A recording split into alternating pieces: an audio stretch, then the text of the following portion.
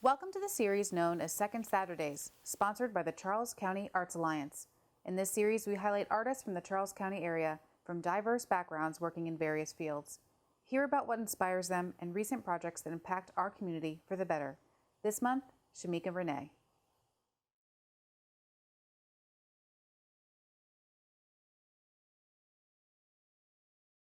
Shemika, thank you for being here today. Let's start off by letting you introduce yourself.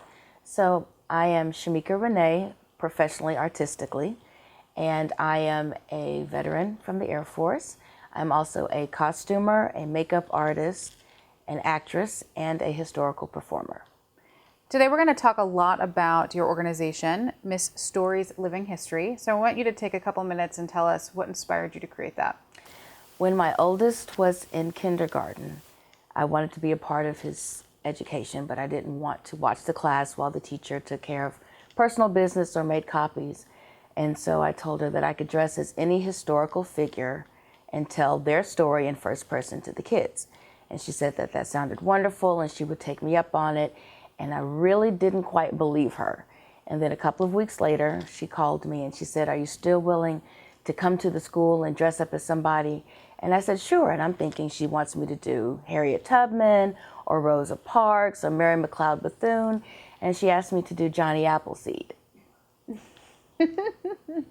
And I said, "Sure, I'll do Johnny Appleseed," because they were celebrating Johnny Appleseed Day. So I went to the school with some cutoff pants and an oversized shirt and a pot. And I put the pot on my head and I walked in and the kids loved it. And they bought every single minute of me being John Chapman. Now, I was very clear to them so that they understood that John Chapman was a Caucasian man, and I clearly am not, but they really enjoyed the presentation and they loved the fact that I was wearing a pot. They had made little paper pots to put, pot hats to put on their heads, so we were all matching, and that's how the career was born. She asked me to come back the next month to do another historical figure. I chose not to portray another male historical figure. I did Queen Isabella instead. And then in January, I did Coretta Scott King in honor of MLK Day. And then in February, I did do Harriet Tubman. And so from that, they kept asking me to come back. The different other teachers wanted me to come and do it for their classes. The other grades got involved.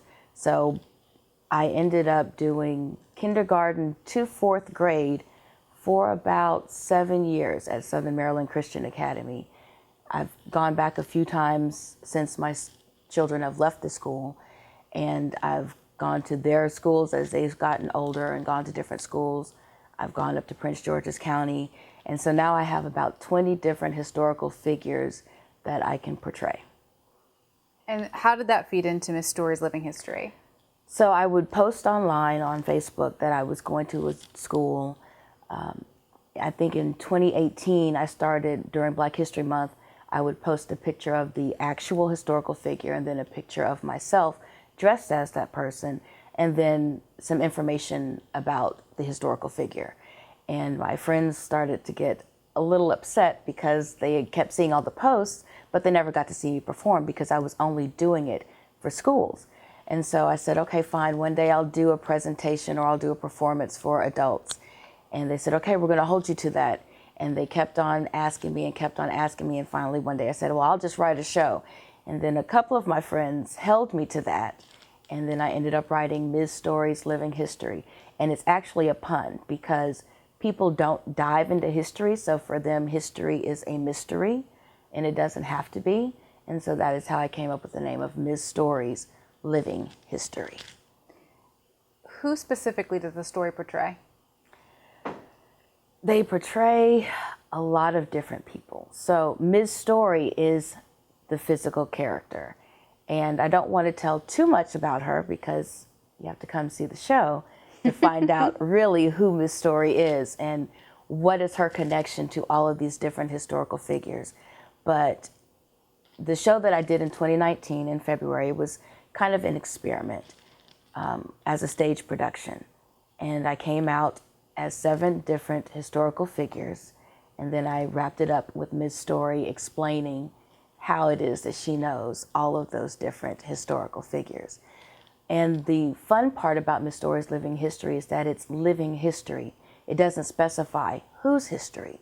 So while I do primarily focus on African American history, I can do anybody from world history, I can do folk tales, I can do legends and tall tale characters. I can even do religious figures from whatever background somebody may be. So I can go to churches, I can go to schools, I can go to senior centers. If you can think of the historical figure that I have not portrayed, please send it to me so that I can do the research. A lot of it stems from, it may be a costume piece that catches my eye, or it may be a particular era. I like the fashion of certain eras. I love antebellum fashion. Politically, it wasn't a very good time for my people, obviously, but the clothing is beautiful. And so sometimes I try to find women in history who would have worn certain things to tell their stories. And that is how I learned about Elizabeth Keckley, who was the seamstress and the dresser for Mary Todd Lincoln. Elizabeth Keckley was born a slave and was able to save her money from doing different sewing jobs and purchased her own freedom and came to Washington. And Mrs. Robert E. Lee, the wife of Robert E. Lee, introduced her to Mary Todd Lincoln, and she became her dresser. And they became very close friends until Elizabeth wrote a book about the Lincolns. And Mary Todd Lincoln was very offended by that, and their friendship ended. Wow. So you started to talk a little bit about the broad spectrum of audiences that you have. Mm-hmm. Tell me about some of their reactions from your youngest viewers to your oldest viewers. Well, the older ones are the ones that I'm actually the most nervous around, because some of the elder African Americans who might be in some of the senior centers, we have grown up in a nation where we don't want to talk about slavery and we don't want to talk about the past. We've been forced to be ashamed of our ancestors and the plight that they were in. And it's not something that we should be ashamed of. What was done to them is shameful. But our ancestors being enslaved shows how their resilience and their survival of that, we are their legacy. And so we should tell their stories. We should say their names. But not everybody was raised to think that. Not everybody was taught that in school. And so I'm often concerned if I go to a senior center and I portray someone who was enslaved, are they going to be offended? Are they going to be angry? Am I representing this particular historical figure and our ancestors as a whole responsibly, respectfully, and compassionately? And to have somebody in their 80s or 90s tell me, you did a good job, you honored the ancestors, means the world to me. On the other side of that, explaining slavery and segregation to children who are 4, 5, 6 years old can be a challenge. And I've been asked, well, how do you explain it to a small child? And I say I use the language that they can understand. I ask them, who do they live with?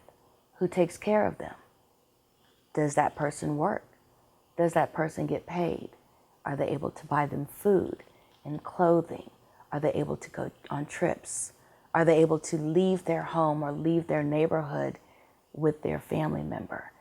And they'll often say yes. And I'll explain to them, somebody who was enslaved has to do a lot of work, but they don't get paid.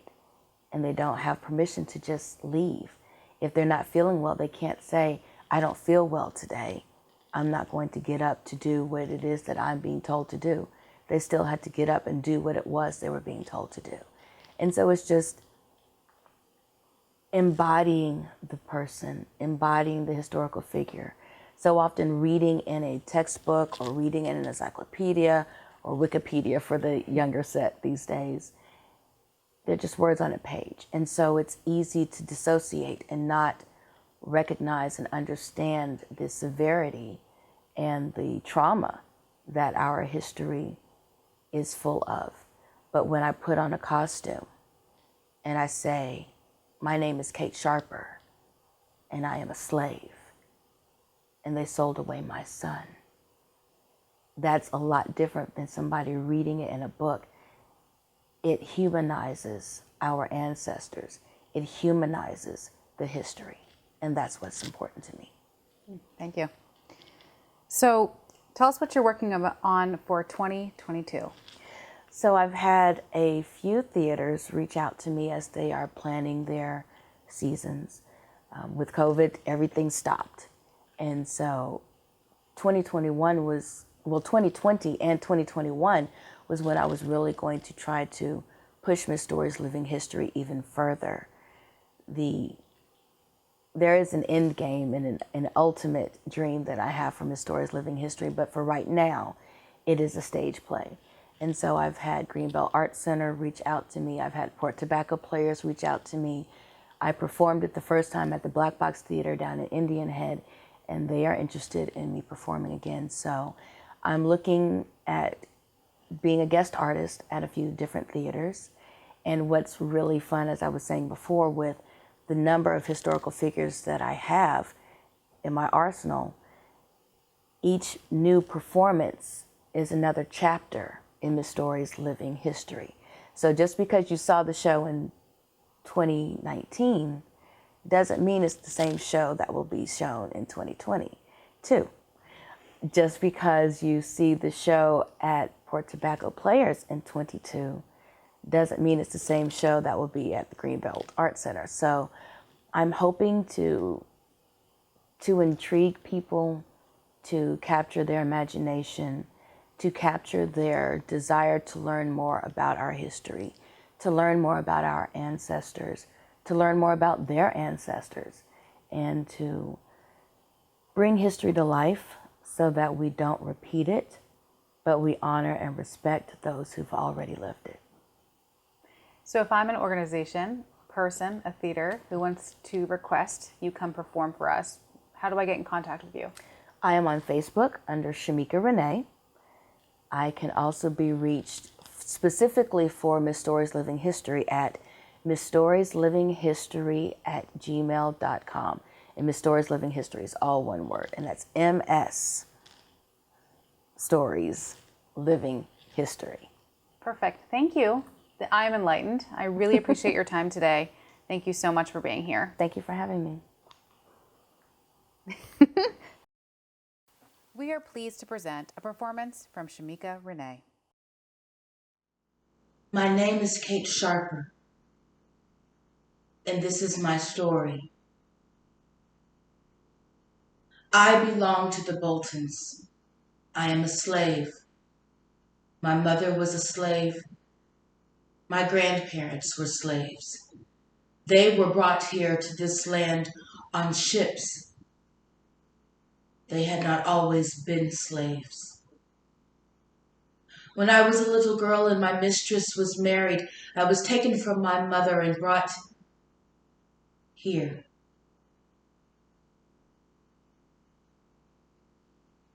Mistress's new husband, my new master, was a tobacco farmer, and I was to tend to the tobacco, to ensure that it grew, to pull off the horrible hornworms. Over time, a young man came to the farm, his name being Tom, and he is free. Master allowed us to be married,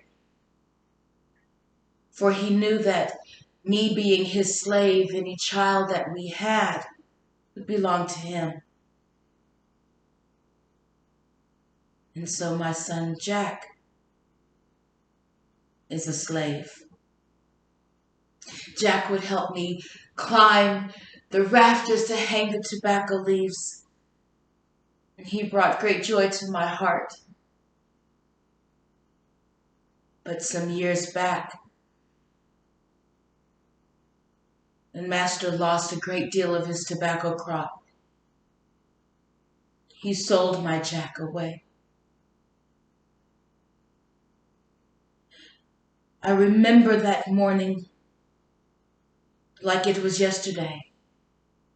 though it has been 5 years now. They tried to keep it from me and not let me know what was to happen, but I felt it in my soul. I rose from thy loft, and my son was not there. I had heard murmurings in the weeks before. I stole from my bed and I went to the river. Just as I saw Master receiving the money and my son being placed upon a boat and being sent away, all I could do was stand on the banks of that river and scream, "Give me back my son!" But they did not hear me. Or if they did not care.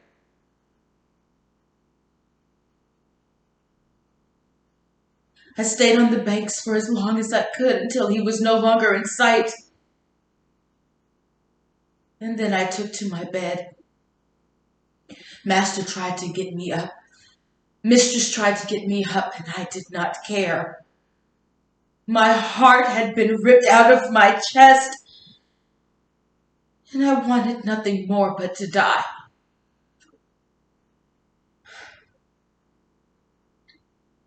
For 3 weeks, I stayed in my bed. I cared not what happened to me. I heard Master tell Mistress that perhaps if they gave me a small piece of the garden to tend to some plants of my own, that it would get me to rise from my bed. Can you fathom, he thought, me raising fruits and vegetables would replace the loss of my son? But Mother always told me that I was a clever girl. And so, since Tom is free and comes and goes as he pleases, he and I have made a plan. Tom grows his own tobacco, and he is able to sell it at market. His hope is that he saves enough money to purchase Jack's freedom. My hope is that by growing some vegetables and fruits that Master and Mistress care nothing for, that Tom can take those back and sell them at market, and putting that money along with the money he receives from his tobacco, we will be able to purchase Jack's freedom more quickly. For my greatest hope is that my son, though he nears a man now, will one day be free like his father and no longer a slave like his mother.